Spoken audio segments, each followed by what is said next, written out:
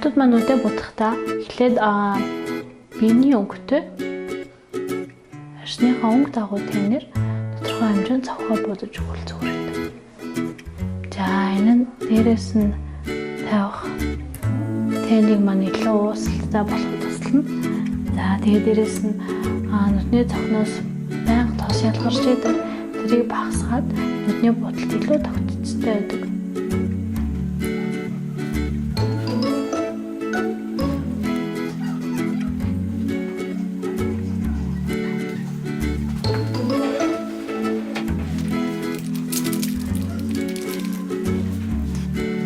За үүнийхээ дараагаар нүдийнхаа мэдрээд нүдний энэ яс гэдэг ясны хонхорхойг мэдрэн ясны хонхорхойг хүртэл ясны хонхорхойгоор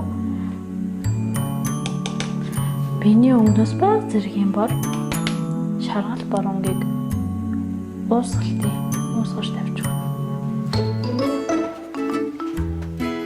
Ямар нэгэн хүрээ зааг үсэхгүйгээр аль болох сайн уусгаж өгөх хэрэгтэй.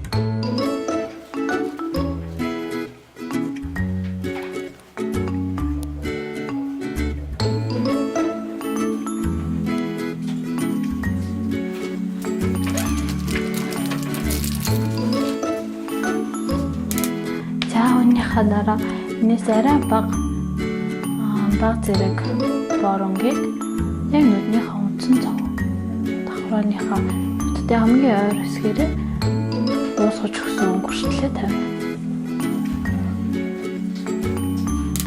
Охтууд маань аль болох шаргал бор өнгийн тэнийг сонгож авах хэрэгтэй.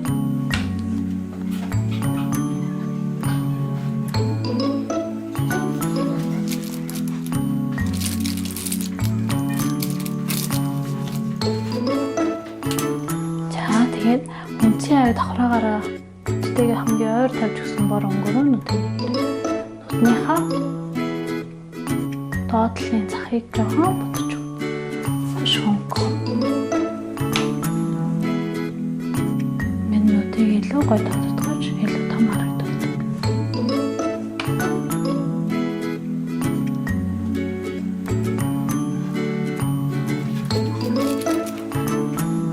Яа тэгээд нүдээ илүү гоё гэрэлцэн гялцсан харагдахыг хүсвэл нүднийхээ урд талын доод хэсгээр маш хөнгөн шаргал баг зэрэг саатай тэнийг сонгож тавьж өгч болно.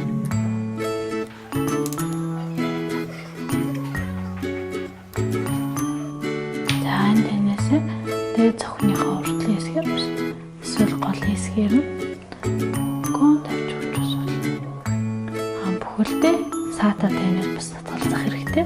Адуу баг зэргийн бүлцэн нүдтэй охтууд маань ахын бол бүхэлдээ саатай тэнийг сонгосноор нүд нь олон бүлцэж харагддаг. Тийм болохоор аль болох мат те саатай тэнийг баг зэргийн жимэх маягаар болж өгвөл зүгээр.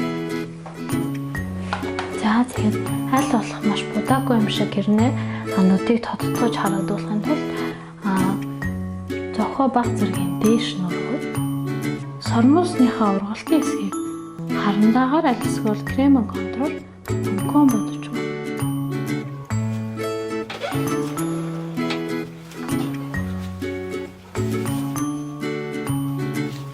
За ингэснээр нүд будаагүй юм шиг гэрнээ нүд илүү том тод харагдаж байна. За нүдэл дээр яг ижлэхий. Нэха сормоосны ургалтын хэсгийг л бодож байна.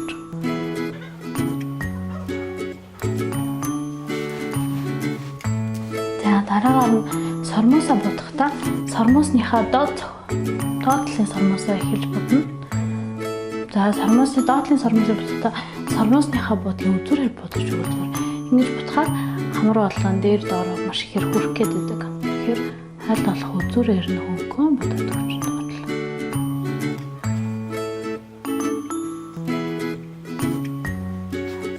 За үүнийхээ дараа дээд сормоосоо эхлээд тотгошин чиглэлтэй дараа нь гадагшин чиглэлтэй бодож өг. Энэ сормоосыг илүү дэрэгэр гоё харагдуулж өгдөг байгаа. Эхлээд тотгошоо чиглэлтэй дараа нь гадагшаа чиглэлтэй.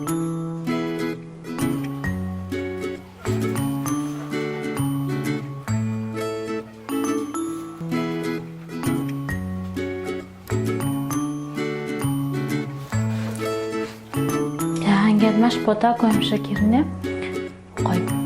Нүдийг илүү гоё тодтогч харагдуулж өгч байгаа. За тэгээ хүсвэл баг зэргийн нүдээ чимэглэх маягаар баг зэргийн хөнгөн нарийн ширхтээ саатай өргөн өдөө ширхтээ саатай байвал тохиромжгүй маш нарийн ширхтээ саатай цагаан танаар нүднийхээ үгийг бодож өгвөл нүд илүү нээлттэй, илүү томорч, илүү гоё юмсаг харагддаг байгаа.